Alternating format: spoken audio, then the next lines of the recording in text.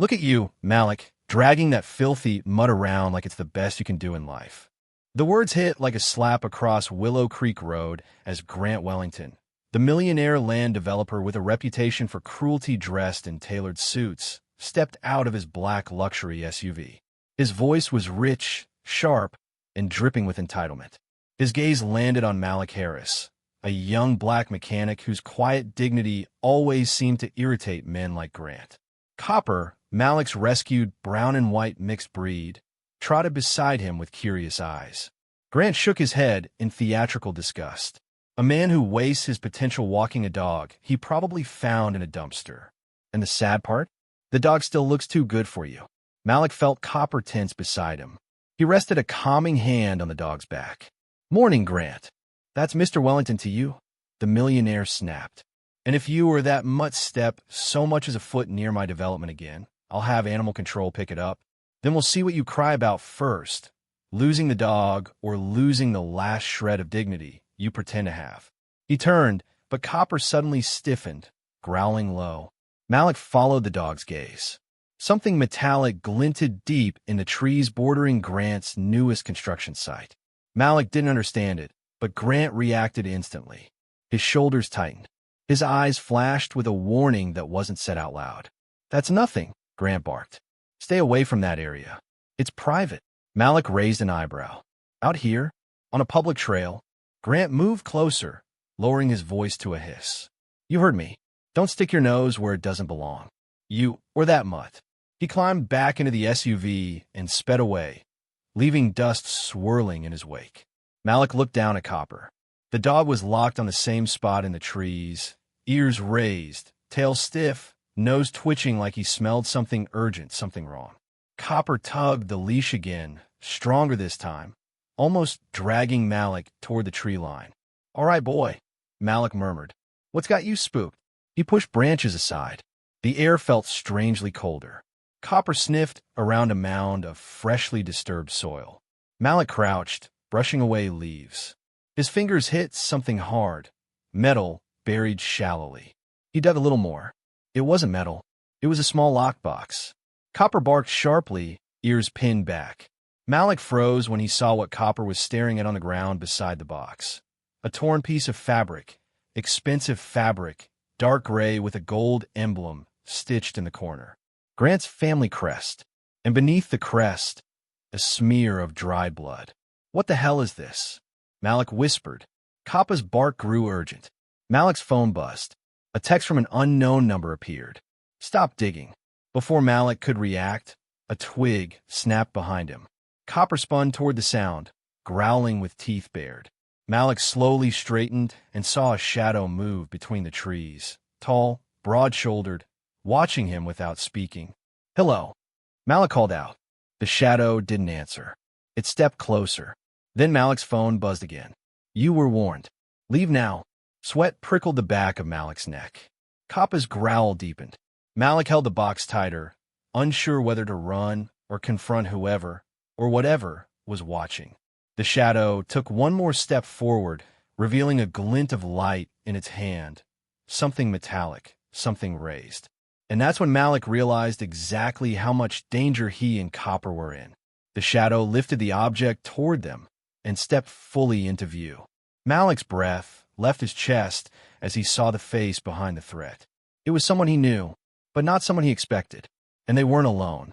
Someone else stepped out behind them, aiming straight at Malik. Copper lunged before Malik could even scream, and everything went violently black. Malik's ears rang like a struck bell as consciousness flickered back in pieces. The world was muffled first, then blurry, then painfully sharp. He blinked against the morning light filtering through the trees.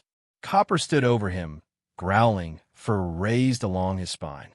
Two figures hovered several feet away, the same silhouettes from before. The first was Travis Holt, Grant Wellington's personal security chief, a man built like a wall, with eyes that always seemed too eager for violence. The second figure held a long, polished metal baton lowered at their side. "Damn mutt ruined it," Travis muttered, rubbing a fresh bite mark on his arm. "Should have taken him out first." Malik forced himself upright, head throbbing. "What do you want?" Why attack me?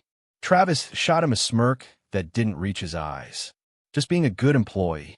My boss doesn't like nosy mechanics sniffing around his land. Copper barked loudly, teeth bared. Shut that thing up, Travis snapped. Malik reached for Copper instinctively, steadying the dog. Copper's done nothing wrong. He's done too much, Travis growled. He led you right to that. His eyes dropped to the dirt near Malik's foot, the spot where the locked box had been. The box was gone. Malik's heart kicked hard in his chest. Copper whined, sniffing the ground frantically. Malik scanned the forest floor, the torn fabric with the crest, the smear of dried blood, the indent where the box had been. Someone had taken it while he was unconscious. Travis stepped closer. Here's how this works, he said. You forget everything you saw. You go home. You keep quiet. Because if you don't, he leaned down, voice dropping into a cold growl. That dog disappears first. Then you. Malik surged to his feet, anger overtaking fear. You lay a hand on my dog, and Travis slammed a hand into Malik's chest, shoving him back. You're not in a position to make threats. Grant owns this land, owns this town, and if he wanted to, he could crush you with one phone call. Copper lunged.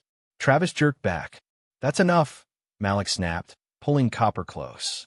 I'm leaving. For a second, Travis hesitated. A flicker of uncertainty crossed his expression. Then he nodded toward the road. Good. Stay away from this forest. Stay away from the creek. And if you know what's good for you, stay away from Grant.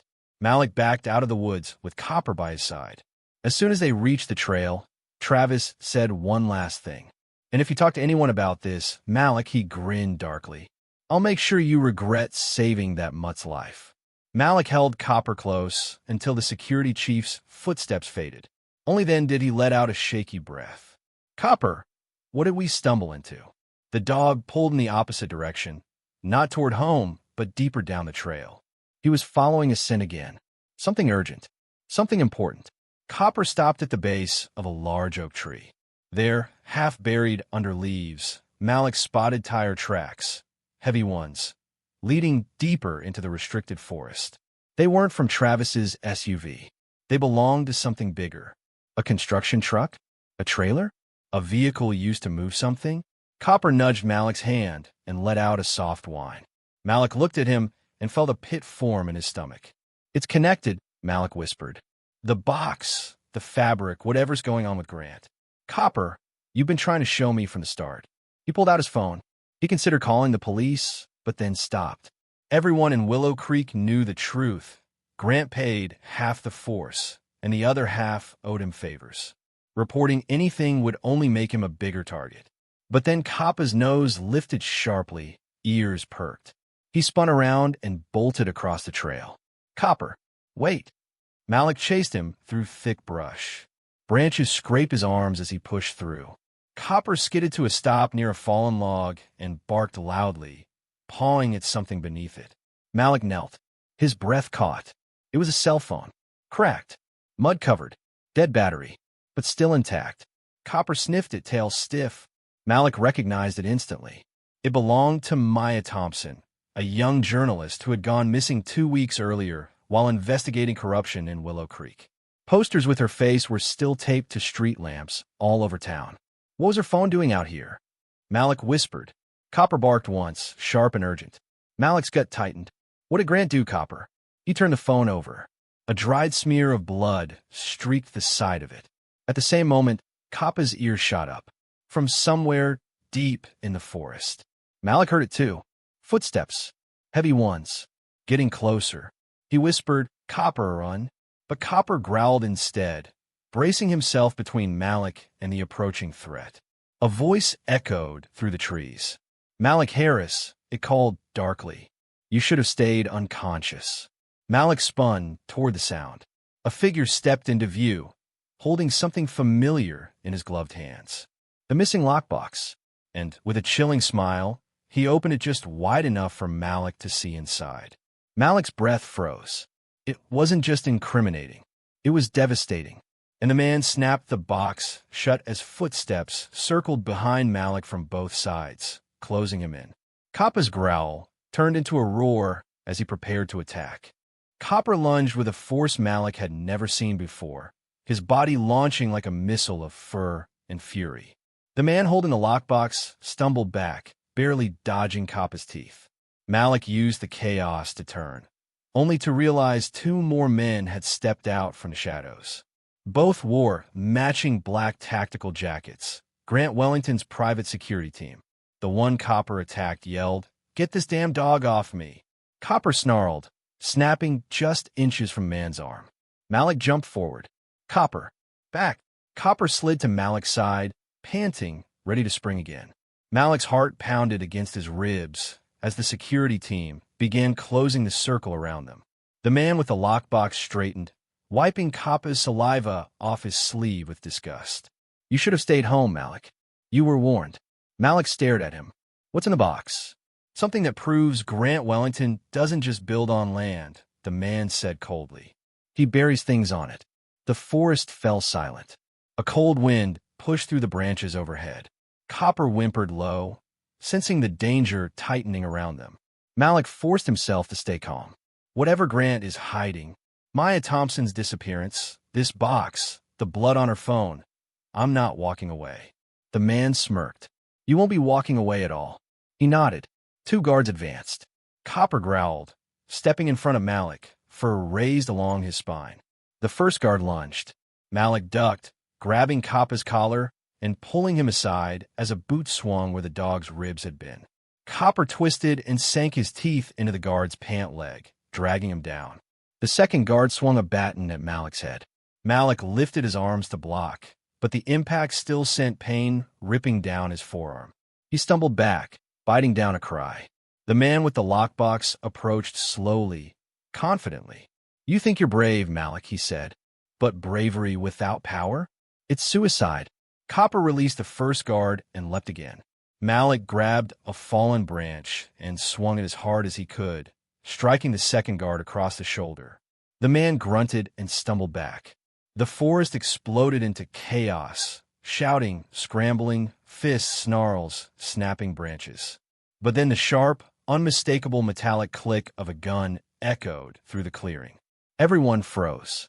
Grant Wellington himself stood at the edge of the trees, dressed in a pristine charcoal suit like he'd just stepped out of a meeting, not into a crime scene. His smile was thin. "Ugly." "Enough," Grant said, voice cutting through the forest like a blade. Copper growled at him. Grant's eyes flicked downward. "Oh, look," he said coldly, "the mutt's still alive. For now." Malik stepped protectively in front of Copper. "Grant, what did you do to Maya?" Grant's jaw twitched with annoyance. "Always asking questions," he muttered. "Always poking your head into places where it doesn't belong. But now you've gone too far." He nodded to the man holding the lockbox. "Show him." The lockbox clicked open again. The man held it so Malik could see inside for a second time. Malik staggered back. Inside were photos. Dozens of them. Some old, some recent. And they weren't just pictures of Maya Thompson. They were pictures of multiple missing women, all photographed near Grant's properties before they disappeared. And the worst part, Copper growled louder, ears pinned back for trembling. One photo showed Maya standing near the same oak tree Malik had just discovered her phone under, with Grant's hand gripping her arm tightly. Grant shut the box himself. "That's enough," he said. Malik felt his blood turn ice cold. You sick monster."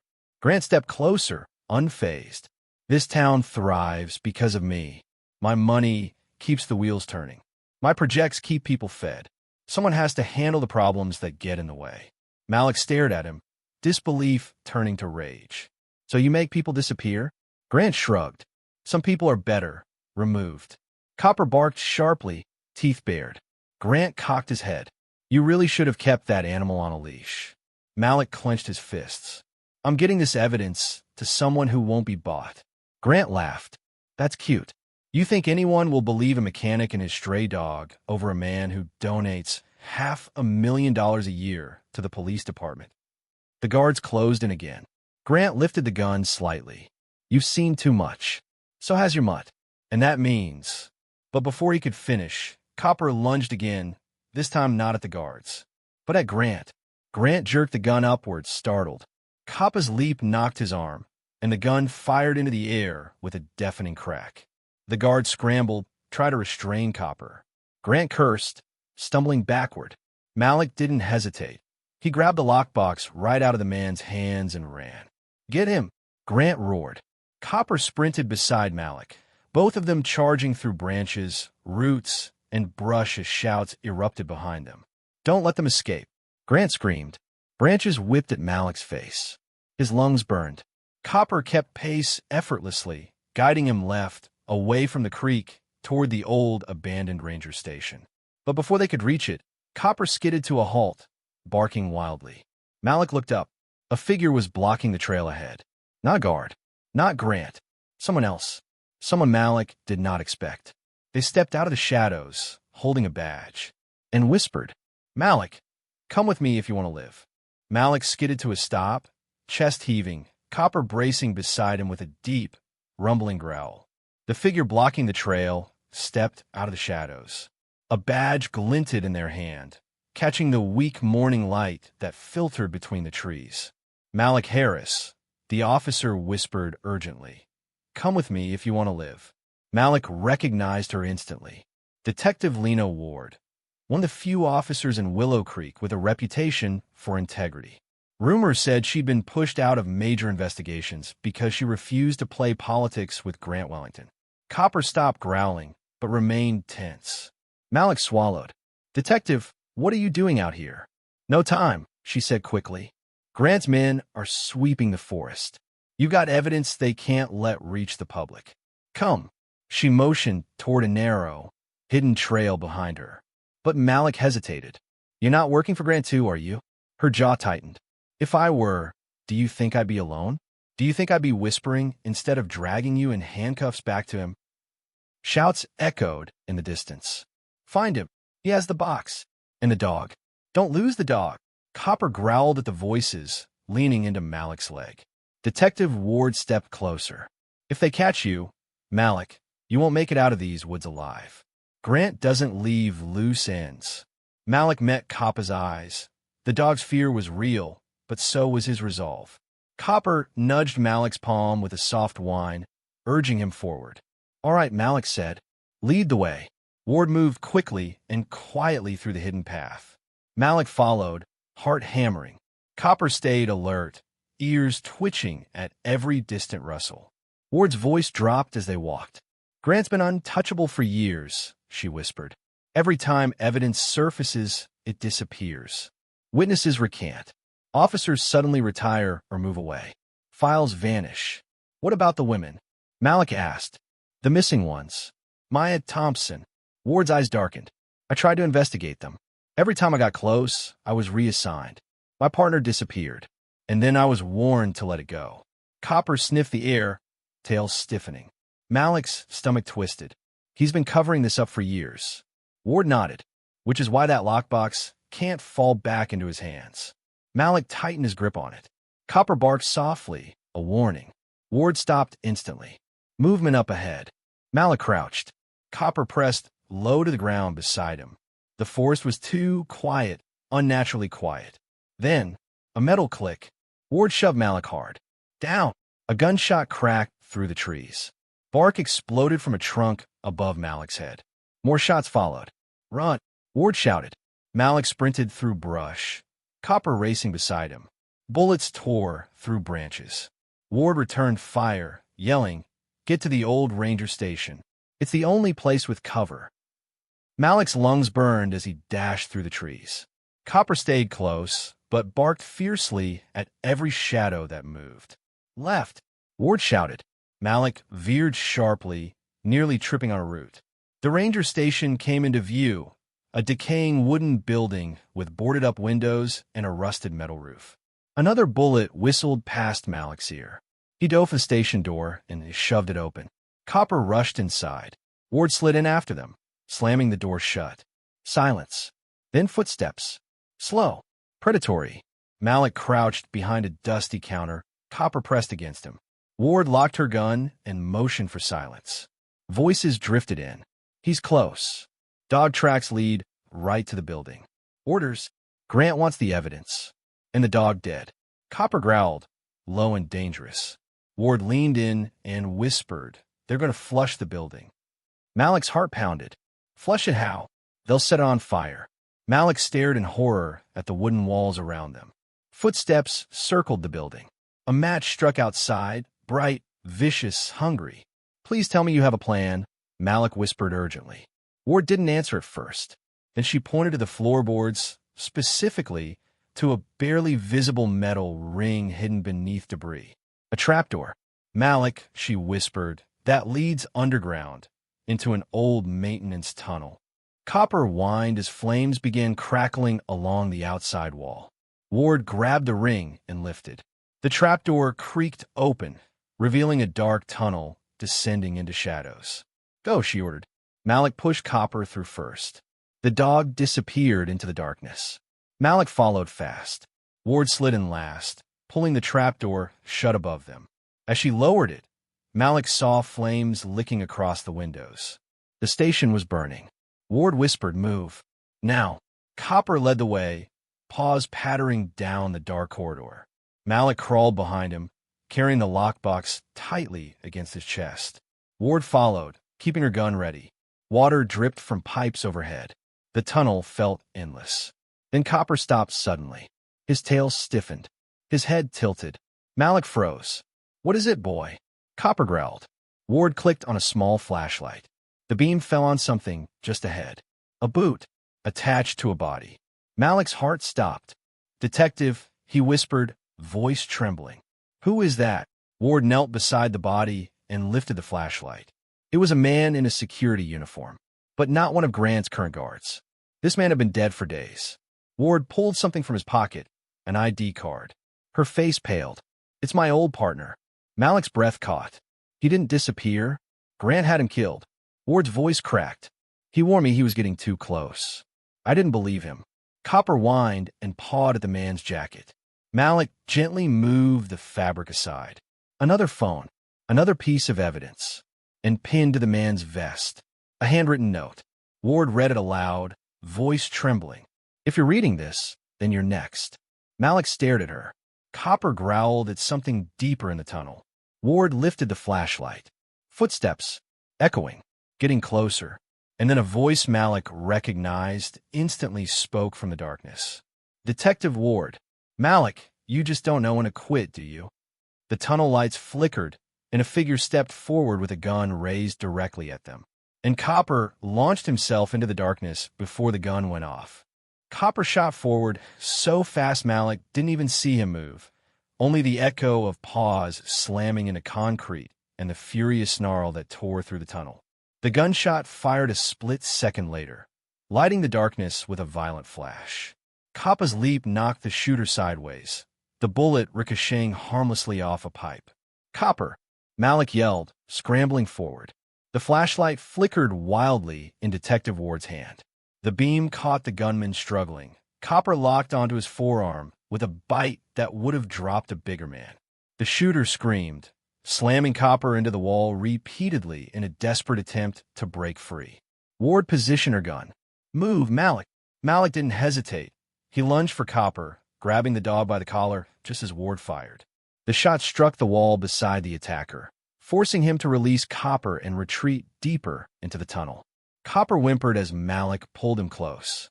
It's okay, boy, you're okay, you're okay. Ward rushed to them. Was he hit? Malik felt Coppa's body trembling.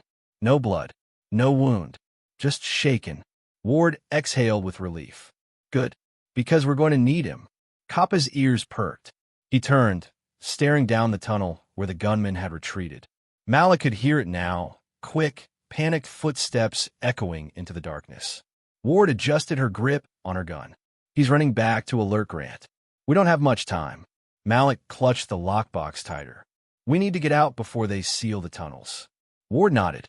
There's an exit ahead, an old storm drain that opens near the river.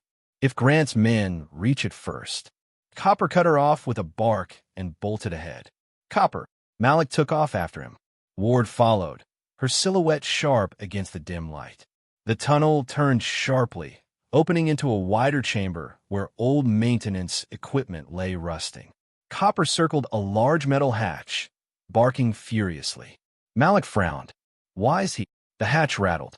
From the other side, Ward raised her gun. Back! Both of you. Copper growled and stepped in front of Malik, refusing to retreat. The hatch lifted, slowly, ominously, revealing two gloved hands pushing it open. A familiar voice drifted up. Well, isn't this touching? Grant Wellington climbed up from the lower shaft, suit stained with dirt, but smile perfectly intact. Behind him, two guards emerged, both armed, both blocking the only exit. Malik's stomach dropped. Ward aimed her gun, but Grant only chuckled. Detective Ward, he said lazily. Suspended last year, wasn't it? Something about insubordination. And now here you are, trespassing on private property, kidnapping a suspect, interfering with an ongoing investigation. Ward's eyes burned with fury. You don't get to twist the law to fit your crimes. Oh, but I do, Grant said, stepping fully into the chamber. I built this town. The law bends for the one who pays its bills. Malik stepped forward, Copper glued to his side. What's in this lockbox, Grant? Why did you bury it out there? Grant's smile froze. He held out a hand. Give it to me, Malik. Now. Malik shook his head. No. Grant's expression darkened instantly. A flicker of pure, unrestrained violence. I warned you about that dog, he growled. I warned you about sticking your nose where it doesn't belong. Ward took aim. Nobody moves. Grant's guards raised their guns. The air turned razor sharp. Grant's voice dropped into something cold and horrifying. Malik, you have 3 seconds to hand me that box, or I'll put both of you in the ground. Copper growled fiercely, stepping between Grant and Malik. Grant smirked. Fine. Start with the mutt. He nodded. One of the guards raised his gun directly at Copper. No. Malik lunged forward, shielding Copper with his body. The guard fired, but Ward slammed into him at the last second, wrestling the gun downward. The shot exploded into the floor, sending concrete shards flying. Chaos erupted. Ward tackled the guard. Copper launched himself at the second. Malik dodged Grant's swing and slammed the lockbox against his arm. Grant shouted in pain. Get him! Grant roared. Get the dog! Copper barked wildly, snapping at the guard, trying to grab Malik. Ward wrestled against her attacker, grunting as they slammed her into the wall. Malik saw the hatch still partially open, an escape route. Ward, he shouted. The exit! Ward kicked her attacker off and sprinted toward Malik. Go! Move! But Grant saw where they were aiming. A cruel smile stretched across his face. You're not leaving. He snapped his fingers. The guard Copper had knocked down grabbed a lever on the wall and yanked it hard. Metal groaned. Somewhere deep in the structure, machinery rumbled to life. Ward's eyes widened. No. Malik turned. The hatch, their escape route, wasn't just closing. A massive steel floodgate was lowering from the ceiling, designed to seal the maintenance tunnels during storms. Copper barked frantically. Ward shouted, Run! Malik sprinted. Copper sprinted. Ward sprinted. The gate dropped faster. Too fast. Malik dove and slid under first. Copper launched himself after Malik, paws scraping desperately to clear the gap. Ward was right behind him, but the gate was coming down like a blade. Malik screamed, reaching for her hand. Copper barked in panic. Grant laughed behind them, and the gate slammed down with a deafening, final clang that shook the entire tunnel, cutting Ward off completely, trapping her on the other side. In the darkness, Grant's voice echoed through the metal. This time, detective, you don't get back up. Then Malik heard the sound of 3 footsteps, a gun cocking, and Ward's voice whispering one last word through the gate. Run! Malik froze, hands still pressed against the cold metal gate. Coppery echoes of Detective Ward's final word trembling through the sealed barrier. Run! Gunshots exploded on the other side. Ward! Malik shouted, slamming his fists against the steel. Ward! Copper barked frantically, scratching at the ground, tail low, ears pinned flat in terror. The tunnel shook with another impact, a body hitting the gate. Malik felt the truth hit him like a punch to the chest. Grant had executed her. Copper whimpered, nudging Malik's leg, urging him to move, to listen to Ward's final order. Malik wiped a shaking hand across his face and swallowed the grief burning his throat. We're not dying here, boy, not today. We finished what she started. Coppa's expression changed, sadness melting into fierce resolve. He barked once, sharp and strong. Together, they ran deeper into the tunnel. The ground sloped downward sharply as the storm drain led them into the older parts of Willow Creek's underground system. Long-abandoned maintenance halls built decades before Grant Wellington ever set foot in the town. The air grew colder. The sound of rushing water rumbled somewhere ahead. Malik kept the lockbox close, every footstep echoing like a countdown. "Come on," a voice boomed behind them. Malik stiffened. Grant's men had found another way into the tunnel system. Copper barked sharply and pushed ahead, leading Malik around a bend into a larger chamber where heavy runoff water rushed beneath a grated walkway. A metal ladder rose toward a circular opening in the ceiling, the drainage exit Ward mentioned. Malik pointed. "Copper, go." But Copper froze, nose twitching. Then Malik heard it too. Footsteps. Not behind them this time. Above them. Someone was waiting at the exit. Copper growled. Malik's heart pounded. They were boxed in, enemies below, enemies above. No Ward to guide them this time. Malik scanned the chamber desperately and spotted a narrow maintenance pipe running along the wall. Barely large enough for a dog. Maybe barely large enough for him. The pipe led upward. Not straight out, but toward the surface somewhere beyond the main exit. Malik knelt. "Copper, inside." "Go, boy, go." Copper sniffed, then squeezed into the pipe without hesitation. Malik followed, scraping elbows and knees, the metal groaning beneath his weight. The pipe twisted sharply, leading into darkness so tight Malik could barely breathe. Behind them, voices echoed through the chamber. "He's close. Check the upper tunnels. Grant wants everything burned if you find them." Burned. The same tactic they used on the ranger station. Malik pushed faster, ignoring the metal biting into his arms. Copper crawled just ahead, guiding him with soft whines. Finally, the pipe opened into a narrower crawl space. Malik dragged himself out and froze. They were beneath Grant Wellington's main construction site. The massive pit above was held up by temporary wooden supports, dozens of thick beams bracing the soil. Kappa's nose lifted, sniffing rapidly. He barked quietly at a beam near the center of the pit. Malik stepped closer and stopped breathing. Carved into the wood, deep, jagged, and unmistakable, were initials. MT. Maya Thompson. But that wasn't all. Copper dug at the dirt beneath the beam. Malik knelt and brushed it aside. A bracelet, beaded, purple and white. The exact bracelet Maya always wore in her photos. Malik's chest tightened in horror. "Copper, this is where it happened. This is where Grant." Copper barked sharply, stopping him. Malik looked up and saw Grant Wellington standing at the edge of the construction pit above them, silhouetted in the glaring sun, smiling.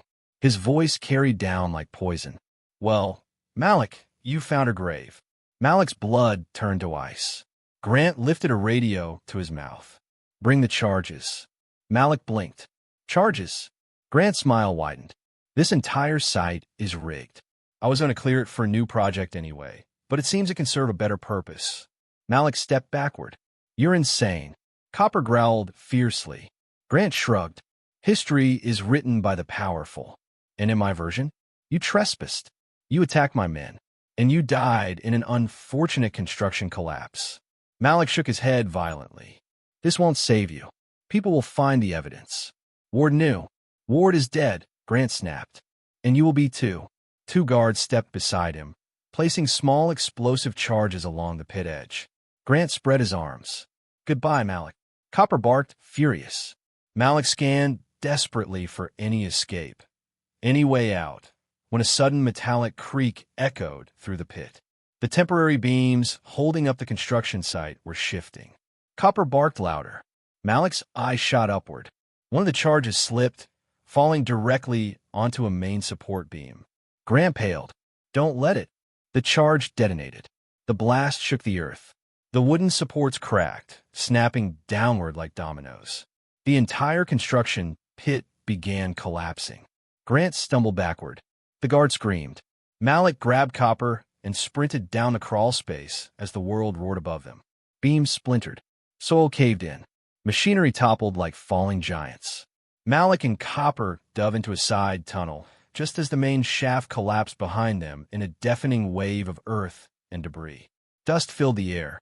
Malik coughed, holding Copper close. The collapse stopped, leaving silence. Then Copper barked, not in fear, but in alarm. Malik turned and saw a figure crawling through the rubble toward them. Bruised, bleeding, still moving. Grant Wellington had survived. Barely. His face was twisted with rage, voice shredded and shaking. "You won't leave this tunnel alive."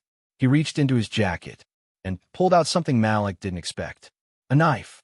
He dragged himself closer, breathing ragged, each word dripping with hatred. "I'm going to finish this myself." And Copper stepped forward, teeth bared, ready for the fight of his life. Grant crawled forward with the knife, hatred blazing in his bruised eyes. His designer suit was shredded, dust smeared across his face, but his arrogance clung to him like a second skin. His voice rasped, shaking with fury. "You think you can beat me? You're nothing without that dog." Copper growled, stepping between Malik and the wounded billionaire, fur raised, eyes locked. Malik placed a steady hand on Copper's back, grounding both of them. "You're wrong, Grant," Malik said, voice low but unwavering. "I was never alone, and that's why you lost." Grant lunged. The knife slashed through the air, but Copper moved first. With a burst of strength and loyalty that came from somewhere pure, Copper bit down on Grant's wrist, forcing the knife to clatter onto the concrete. Grant screamed. Malik rushed forward, tackling Grant to the ground and pinning him. Dust billowed around them as Malik forced Grant's arms behind his back. Grant thrashed. "You don't know who I am. You don't know what I control." Malik tightened his grip. "Doesn't matter anymore. You can't bury the truth forever." Copper barked triumphantly, tail wagging now that the danger was fading. Malik exhaled shakily, rising to his knees as sirens wailed faintly above ground. Emergency crews, responding to the collapse, scrambled to the site. Voices echoed from above. "Down here. We found them. They're survivors. Call for backup. There's evidence." Grant writhed helplessly, his power finally slipping from his grasp. For the first time, fear, real fear, twisted across his face. Malik and Copper emerged from the collapsed tunnel into the dazzling sunlight, covered in dust but alive. Officers surrounded the site. Grant was dragged out shortly after, screaming threats no one cared about anymore. Detective Ward's badge was recovered from the debris. Officers bowed their heads, recognizing her sacrifice. A sergeant approached Malik gently. "You saved this whole investigation. Without you and your dog, none of this would have come out." Malik looked down at Copper, who sat proudly at his side, tail thumping against the ground. Malik smiled, tears burning his eyes. "He saved me first." Copper barked, as if agreeing. As the sun dipped behind the trees, Malik knelt and pulled Copper into a grateful embrace. For the first time since everything began, he allowed himself to breathe, to believe that justice had finally cracked through the darkness. Copper licked his cheek, earning a laugh from Malik, the first real laugh in days. And together, they walked away from the crime scene, heading toward a future where truth finally triumphed, and where a loyal dog had become the hero no one saw coming. Before we close this chapter, here's a question for you, watching this story right now. If you were Malik, standing face to face with a powerful millionaire willing to kill to hide his crimes, what would you have done? Would you have fought back? Would you have run? Would you have trusted your dog the way Malik did? Tell us your thoughts in the comments. Your perspective matters. Sometimes justice doesn't come from the powerful. It comes from the brave. It comes from ordinary people who refuse to stay silent. And sometimes it comes on four paws with a loyal heart that never gives up. To Malik for his courage. To Detective Ward for her sacrifice. And to Copper, the dog who refused to back down, who fought with loyalty stronger than fear, and who ultimately helped bring down the untouchable. Because heroes don't always wear capes. Sometimes they wear fur. If you enjoyed this story, smash the like button, subscribe, and hit the notification bell so you don't miss any cinematic story from Black Justice Tales.